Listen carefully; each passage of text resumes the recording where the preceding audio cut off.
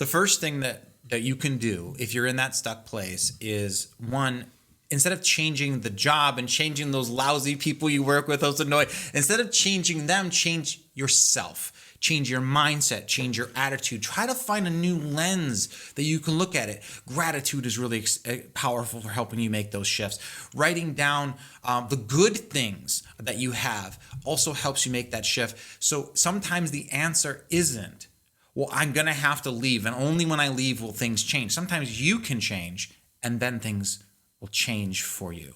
The way to think about it is, okay, so you're on this boat right now that maybe is not the most satisfying to you. Okay, let's live in that truth for a moment. Instead of saying, I either need to burn this boat or jump off this boat into nothing, the idea is on the side, which kind of leads us into side hustles. On the side, I'm going to start building this brand new boat. Plank by plank, hammer and nails, and I'm going to build it slowly until it's big enough where I can jump off of this boat and jump onto this new thing.